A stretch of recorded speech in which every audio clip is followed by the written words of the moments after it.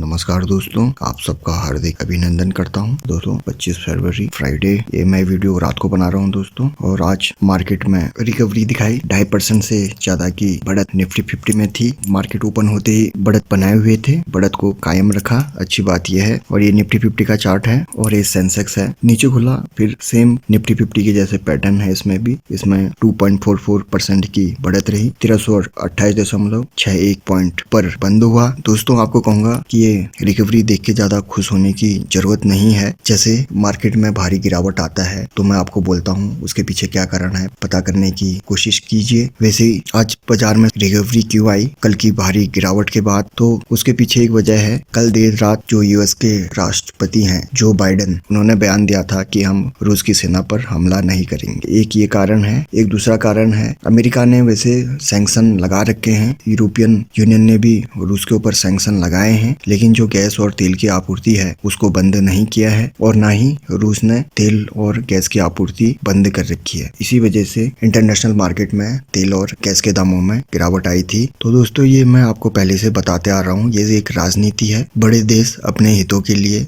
छोटे देशों को निकल जाते हैं और बीच में जनता पिस जाती है। यूक्रेन के लोगों के प्रति हमारी सहानुभूति है। भारत में जो यूक्रेन की एम्बेसी है वहाँ के अधिकारी ने भारत के प्रधानमंत्री को शक्तिशाली नेता बताया है। वो इसलिए कहा है, उसके पीछे भी एक कारण है, क्योंकि यूक्रेन अकेला पड़ गया है दोस्तों युद्ध में। तो उनके भारत के प्रधानमंत्री को शक्तिशाली इसलिए कहा क्योंकि उनको पता है भारत और रशिया के रिश्ते अच्छे हैं, भारत समझा सकता है। उन्होंने तारीफ इसलिए की, कहीं ना कहीं इनडायरेक्टली वो चाहता है भारत इसमें इन्वॉल्व हो। भारत के प्रधानमंत्री ने रूस के राष्ट्रपति से इस संदर्भ में बात भी की। दोस्तों एक ये डर सता रहा था कि यूएस आर्मी लटाविया पहुंच गई है, तो हो सकता है कि वो यूक्रेन में भी पहुंच जाए। और जब यूएस आर्मी और रूसी आर्मी आमने सामने होगी तो क्या होगा, इसी बात पर जो आशंका थी बाइडेन ने खारिज कर दिया है, ये बोल के कि हम रूस पर हमला नहीं करेंगे। अब दोस्तों यूक्रेन अकेला पड़ गया है। अब इसमें भी कुछ कंडीशन होंगी, जैसे मैंने आपको पहले बताया। दो ही कंडीशन हो सकती है, या तो ये रूस हमला करेगा या नहीं करेगा। उसमें से कंडीशन हो गई है, हमला कर दिया है। अब इसके बाद क्या, इसके बाद कुछ कंडीशन और हैं। और रूसी सेना यूक्रेन की राजधानी कीव में घुस गई है, वहाँ भी वो कब्जा कर रही है। जबरदस्त जान माल का बहुत नुकसान हुआ है। और यहाँ पर एक चीज मैं एक्स्ट्रा जानकारी के लिए बताना चाहूंगा कि इतना सब होते हुए भी, रूसी सेना ज्यादा होते हुए भी, यूक्रेन की सेना ने आत्मसमर्पण नहीं किया। उन्होंने डटकर सामना किया, उसके लिए यूक्रेन की सेना को सलाम है। अभी भी जंग जारी है और बहुत छोटा देश है दोस्तों, 4 करोड़ की आबादी है, उससे ज्यादा तो 8 करोड़ डीमेट अकाउंट हमारे भारत में ही है। अब जो मैं पॉसिबिलिटी की बात कर रहा था, एक तो ये कि रूस उसमें कब्जा करके युद्ध विराम की घोषणा कर दे, तो ये कि अमेरिका ने एक तो मना कर दिया है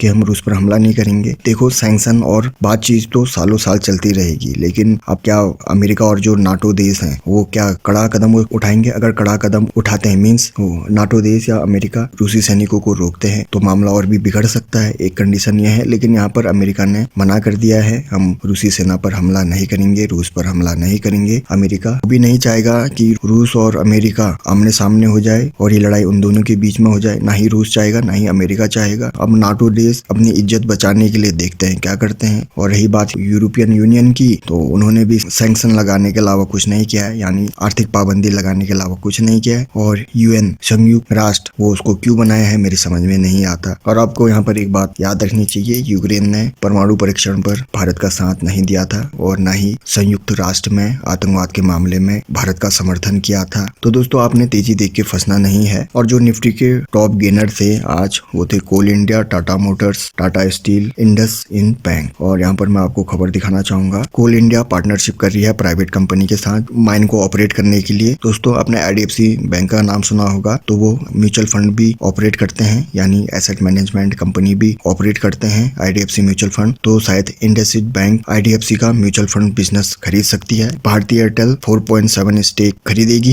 इंडस टावर जो कि वोडाफोन पीएलसी, वोडाफोन ग्रुप जो फॉरेन की कंपनी है और जो वोडाफोन आइडिया की पेरेंट कंपनी है, उससे खरीदेगी। ड्यूरिंग द मार्केट एक और खबर आई, केंद्र सरकार ने राज्य सरकारों को चिट्ठी लिखी कि कोविड से पहले जो गतिविधियां चल रही थी फिर से उन गतिविधियों को चालू किया जाए, यानी जो बाकी बचे कुछ रिस्ट्रिक्शन थे उनको हटाने के लिए बोला है। जैसे सारे रिस्ट्रिक्शन हट जाएंगे तो जो सोशल गैदरिंग वाले बड़े स्टॉक हैं जैसे PBR हो गया, आइनॉक्स लेजर हो गया, उनमें तेजी आ सकती है। एयरलाइंस वालों में तेजी आ सकती है। और अडानी पावर के लिए भी एक बड़ी खबर आई है, उसको राजस्थान सरकार से 3048 करोड़ का एडिशनल इंटरेस्ट कंपनसेट मिलेगा। टाटा पावर से भी अच्छी खबर आ रही है, जो कि 18 महीने के अंदर 4 gigawatt manufacturing facility of cell and modules लगाने वाला है, उसके बारे में सोच रहा है। और दोस्तों, भारत फोर्ज ये भी एक कल्याणी ग्रुप की जानी मानी कंपनी है। भारत फोर्ज और उसकी subsidy BF industrial solution JS Autocast फंडराई इंडिया को एक्वायर कर सकते हैं। दोस्तों,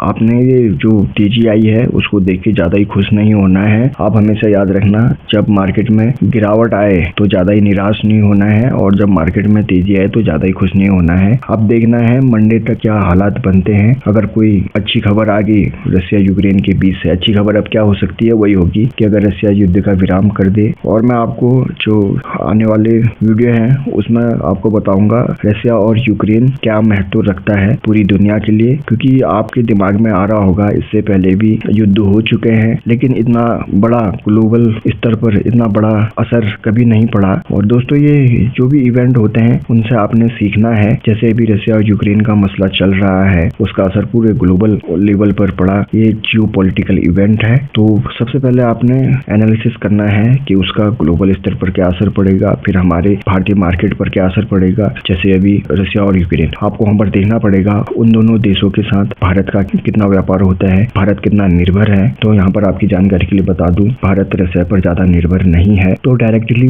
भारत को से कोई फर्क नहीं पड़ेगा। भारत का जो रशिया के साथ व्यापार होता है वो ज्यादा डिफेंस सेक्टर को लेकर है, ये आप भी जानते हो, और बाकी और कुछ चीज है, लेकिन भारत रशिया पर निर्भर नहीं है। फिर आप कहोगे भारत के मार्केट में गिरावट कैसे है। देखो दोस्तों, ये जो दुनिया के मार्केट हैं वो अमेरिका को फॉलो करते हैं। रशिया और यूक्रेन के मसले में अमेरिका भी फोकस में था, वहाँ भी टेंशन बना हुआ था, उनके मार्केट में भी गिरावट आई थी। अब जाहिर सी बात है, जो आर्थिक शक्ति है विश्व की यानी अमेरिका, जब वहीं उन्हीं के मार्केट में गिरावट आएगी तो पूरे विश्व के मार्केट में गिरावट आती है। और डायरेक्टली तो कोई फर्क नहीं पड़ेगा भारत के मार्केट को रशिया यूक्रेन से, लेकिन इनडायरेक्टली पड़ेगा। अब इनडायरेक्टली कैसे? जैसे रशिया प्राकृतिक संसाधनों में लीडर है, रशिया तेल गैस बड़ी मात्रा में उत्पादन करता है, आयरन मेटल टाइटेनियम ये सब भी रशिया में बड़ी मात्रा में पाया जाता है, और बहुत सारे देशों को रशिया सप्लाई करता है। इनकी लड़ाई से तेल और गैस के दाम बढ़ेंगे, जिससे क्या होगा, महंगाई बढ़ेगी, और तेल के दाम बढ़ेंगे तो जाहिर सी बात है इंडिया का मार्केट भी गिरेगा अगर इंटरनेशनल मार्केट में तेल के दाम बढ़ते हैं तो। और यूक्रेन से भी हम बिजनेस करते हैं, ज्यादातर तेल लेते हैं, सनफ्लावर ऑयल। खाने का जो तेल है वो महंगा। मंडे को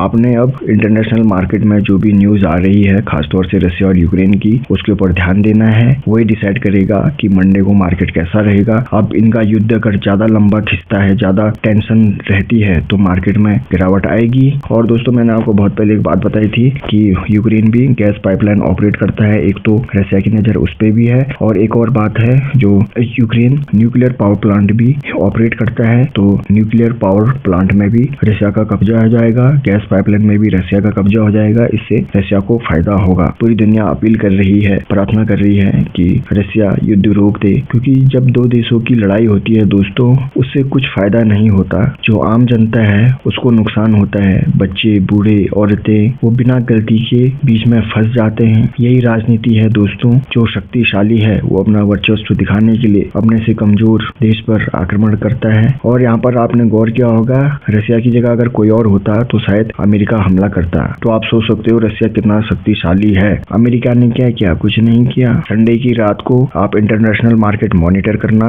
और आपको एक अंदाजा आ जाएगा कि अगले दिन सुबह यानी मंडे को हमारा मार्केट कैसा रहेगा। और SGX निफ्टी जो सिंगापुर का है, खास तौर से उसको देख लेना, वो हमारे मार्केट से पहले खुल जाते हैं। और डाउ जोन्स फ्यूचर उसको भी देख लेना। आशा करता हूँ आपको वीडियो पसंद आया होगा। आप स्वस्थ रहे, खुश रहे। बहुत बहुत धन्यवाद।